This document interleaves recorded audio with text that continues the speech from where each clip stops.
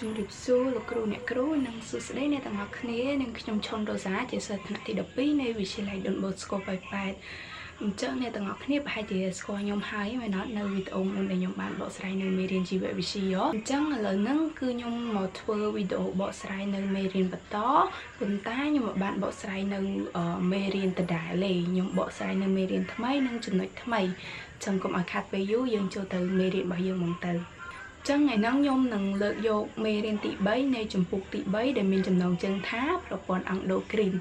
អញ្ចឹងនៅក្នុងមេរៀនទី3ប្រព័ន្ធអង់ដូគ្រីនហ្នឹងគឺខ្ញុំលើកយកតែមួយចំណុចទេយកមកបកស្រាយនៅក្នុងវីដេអូមួយនេះប៉ុន្តែនៅក្នុងមួយចំណុចហ្នឹងគឺយើងបែងចែកជា3ចំណុចហើយនៅក្នុងចំណុចទី3នៃចំណុចទី1ហ្នឹងគឺយើងបែងចែកជា2ចំណុចទៀតអញ្ចឹងទាំងអស់វាមាន5ចំណុចនៅក្នុងចំណុចតែមួយអញ្ចឹងចំណងជើងនៃចំណុចទី1របស់យើងគឺក្រពីញនៃអរម៉ូនហើយ 1.1 ក្រពីញអញ្ចឹងអ្នកទាំងអស់គ្នាមានឆ្ងល់ថាអីគេទៅដែលហៅថាប្រព័ន្ធអង់ដូគ្រីនប្រព័ន្ធអង់ដូគ្រីនគឺជាក្រពីញអង់ដូគ្រីនទាំងអស់ដែលនៅក្នុងសារពាង្គកាយព្រមទាំងសកម្មភាពអរម៉ូនរបស់វាអញ្ចឹងនៅក្នុងចំណុចទី1ហ្នឹងគឺគេនិយាយពីក្រពីញអញ្ចឹងក្រពីញគឺបែងចែកជាពីរប្រភេទគឺក្រពីញអង់ដូគ្រីននិងក្រពីញអ៊ីកសូគ្រីនអញ្ចឹងពេលដែលខ្ញុំនិយាយពីក្រពីញទាំងពីរហ្នឹងអ្នកទាំងអស់គ្នាប្រហែលជាឆ្ងល់ទៀតហើយថាអីគេក្រពីញអង់ដូគ្រីនហ្នឹងហើយអីគេជាក្រពីញអ៊ីកសូគ្រីនហ្នឹងអញ្ចឹងខ្ញុំនឹងប្រាប់អ្នកគ្នាពីក្រពីញអ៊ីកសូគ្រីនមុនអញ្ចឹងក្រពីញអ៊ីកសូគ្រីនគឺជាក្រពីញបញ្ចេញក្រៅដែលបញ្ចេញសារធាតុទៅក្រៅជាលេខាឬសរីរាង្គតាមបំពង់នាំឧទាហរណ៍មានដូចជាក្រពីញញើសនិងក្រពីញរំលាយអាហារដោយដែលពេលអ្នកទាំងអស់គ្នាហាត់ប្រាណទៅឬក៏ពេលដែលអ្នកទាំងអស់គ្នាធ្វើអីហត់ចឹងទៅវាចេញញើសអាហ្នឹងគឺយើងហៅថាក្រពីញញើសហើយហ្នឹងគឺខ្ញុំបានពន្យល់ពីក្រពីញអ៊ីកសូគ្រីនហើយឥឡូវហ្នឹងគឺយើងចូលមកដល់ក្រពីញអង់ដូគ្រីនម្ដងក្រពីញអង់ដូគ្រីនគឺជាក្រពីញបញ្ចេញក្នុងដែលបញ្ចេញសារធាតុទៅក្នុងសរសៃឈាមហើយដឹកនាំតាមឈាមទៅកាន់កោសិកាគោលដៅឧទាហរណ៍មានដូចជាក្រពីញទីរ៉ូអ៊ីតនិងក្រពីញអ៊ីប៉ូភីអញ្ចឹងមិនមែនមានតែប៉ុណ្្នឹងទេណាឧទាហរណ៍ក្រពីញទាំងអស់ហ្នឹងគឺនៅមានផ្សេងទៀតអ្នកទាំងអស់គ្នាអាចស្រាវជ្រាវនៅក្នុង Google បានខ្ញុំនឹងដាក់រូបក្រពីញទាំងពីរហ្នឹងឲ្យអ្នកទាំងអស់គ្នាមើលនៅលើ screen ណាអញ្ចឹងអ្នកទាំងអស់គ្នាអាចមើលពីរូបរាងរបស់ក្រពីញទាំងពីរហ្នឹងបានហើយមើលតាមអក្សរនៅខាងលើហ្នឹងទៅបានរៀបរាប់ពីក្រពីញទាំងពីរហ្នឹងនេះអ្នកទាំងអស់គ្នាគឺជារូបនៃក្រពីញទាំងពីរដែលរូបនៅខាង 3.1 ហ្នឹងគឺជាក្រពីញអ៊ីកសូគ្រីនហើយរូបនៅខាង 3.2 ហ្នឹងគឺជារូបក្រពីញអង់ដូគ្រីនអញ្ចឹងអ្នកទាំងអស់គ្នាអាចមើលបានណាគឺវាមានរូបរាងបែបហ្នឹងអូខេអញ្ចឹងគឺខ្ញុំបានរៀបរាប់នៅចំណុច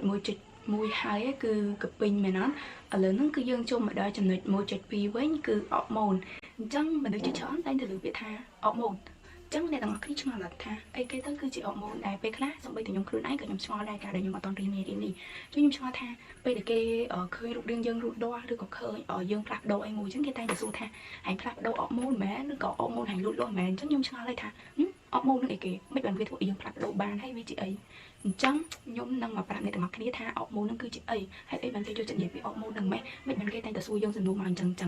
ងហើយអញ្ចឹងយើងតោះជឿសំណួរយើងមកទៅអរម៉ូនគឺជាសារធាតុគីមីដែលបញ្ចេញពីក្រពីញអង់ដូគ្រីនហើយវាមានន័យទីបង្កើតប្រតិកម្មបញ្ឈប់ឬបង្កើនល្បឿនប្រតិកម្មអញ្ចឹងបន្ទាប់ពីយើងស្គាល់ពីអរម៉ូនហើយឥឡូវហ្នឹងអ្នកទាំងអស់គ្នាប្រហែលជា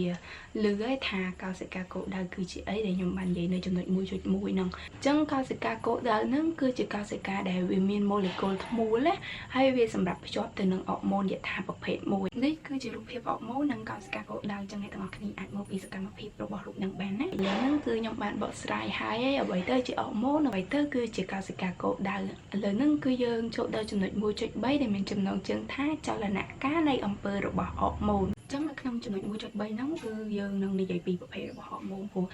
អ្នកទាំងអស់គ្នាលើកពាក្យថាអរម៉ូនអ្នកទាំងអស់គ្នាឆ្ងល់ពីហើយថាបើសិនជាមានអរម៉ូននៅក្នុងសារពាង្គកាយយើងមែនតើអរម៉ូនហ្នឹងអាចមានច្រើនប្រភេទអត់ហើយបើសិនជាមានអរម៉ូននឹងមានអីខ្លះខ្ញុំមកបកស្រាយចំហអ្នកទាំងអស់គ្នាបន្តទៀតអរម៉ូនរបស់យើងនៅក្នុងសារពាង្គកាយហ្នឹងគឺមានពីរប្រភេទមែនដែលទី1ហៅថាអរម៉ូនបព្ទីតនិងទី2ហៅថាអរម៉ូនស្តេរ៉ូអ៊ីតអញ្ចឹងកុំឆ្ងល់ខ្ញុំនឹងមកប្រាប់និយមន័យវាថាអីគេអរម៉ូនបព្ទីតអរម៉ូនស្តេរ៉ូអ៊ីតអីចឹងណាអញ្ចឹងអរម៉ូនបព្ទីតគឺជាប្រូតេអ៊ីនធំដែលកើតឡើងពីចង្វាក់នៃអាស៊ីតអាមីណេហើយវាអត់អាចឆ្លងកាត់ភ្នាកោសិកាបានទេព្រោះវាមិនរលាយនៅក្នុងលីពីតចំណែកឯអរម៉ូនស្តេរ៉ូអ៊ីតវិញវាគឺជាលីពីតដែលត្រូវបានផលិតឡើងពីកូលេស្តេរ៉ុលហើយវាអាចឆ្លងកាត់ភ្នាកោសិកាបាន ចឹងមុនហ្នឹងគឺខ្ញុំបាននិយាយរៀបរាប់ពី 1.3 អស់ហើយឥឡូវហ្នឹងគឺយើងចូលដល់ចំណុចកនៅចំណុច 1.3 ដែលមានចំណងជើងថា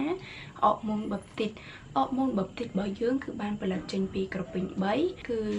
ក្រពេញអេប៉ូភីក្រពេញប៉ារ៉ាទីរ៉ូអ៊ីតនិងលំពេងទាំងអស់គ្នាអាចមើលបានតើវាមានរូបរាងបែបម៉េចហើយវាធ្វើសកម្មភាពបែបម៉េចខ្លះគឺគេបានបង្ហាញនៅក្នុងរូបហ្នឹងចឹងអ្នកនរគ្នាអាចមើលមួយហើយអានតាមអក្សរមួយហ្នឹងទៅដែលខ្ញុំដាក់នៅលើ screen ហ្នឹងចឹងអ្នកទាំងអស់គ្នាអាចមើលបាននេះគឺជារូបអរម៉ូនបបទីតណាតើអរម៉ូនបបទីតហ្នឹងផលិតចេញពីក្រពេញណាខ្លះហើយឥឡូវគឺយើងមកនិយាយពីឥទ្ធិពលនៃអរម៉ូនបបទីតម្ដង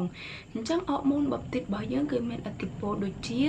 វាត្រូវបានសំយោគទៅក្រោមការដឹកនាំរបស់សែននៅក្នុងក្រពេញអង់ដូគ្រីនហើយស្តុកទុកនៅថង់នៃ product Cosi បន្ទាប់មកវាក៏បញ្ចេញទៅក្នុងភ្នាកោសិកាអញ្ចឹងពេលដែលវាចេញពីភ្នាកោសិកាហើយវាក៏ចូលទៅក្នុងសរសៃប្ដូរដើម្បីធ្វើដំណើរតាមឈាមបន្ទាប់មកវារលាយនៅក្នុងទឹកប៉ុន្តែវាមិនអាចរលាយនៅក្នុងលីពីតទេដែលជាហេតុធ្វើឲ្យវាមិនអាចចូលទៅក្នុងកោសិកាគោលដៅបានប៉ុន្តែវាអាចភ្ជាប់ទៅនឹងធ្មូលលើភ្នាកោសិកាគោលដៅដែលត្រូវជាមួយវាប្រៀបដូចជាកូនសៅនិងមេសៅអញ្ចឹងការភ្ជាប់នេះធ្វើឲ្យអង់ស៊ីម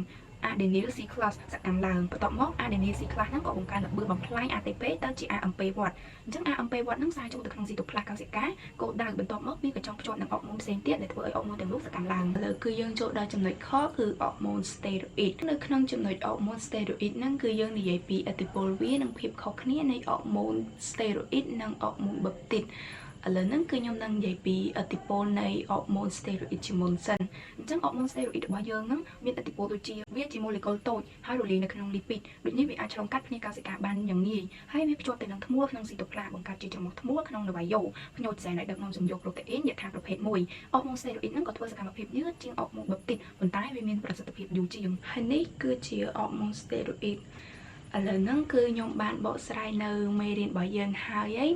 ចឹងសង្ឃឹមថាអ្នកទាំងអស់គ្នានឹងចូលចិត្តវីដេអូមួយនេះហើយនឹងយល់ពីចំណុចនីមួយៗដែលខ្ញុំបានបកស្រាយមុននឹងអញ្ចឹងណាអញ្ចឹងវីដេអូរបស់យើងក៏ឈានមកដល់ទីបញ្ចប់ហើយអរគុណលោកគ្រូអ្នកគ្រូនិងសាស្ត្រានុសិស្សទាំងអស់ដែលបានតាមដាននៅវីដេអូមួយនេះសូមជម្រាបលាជួបគ្នានៅវីដេអូក្រោយទៀត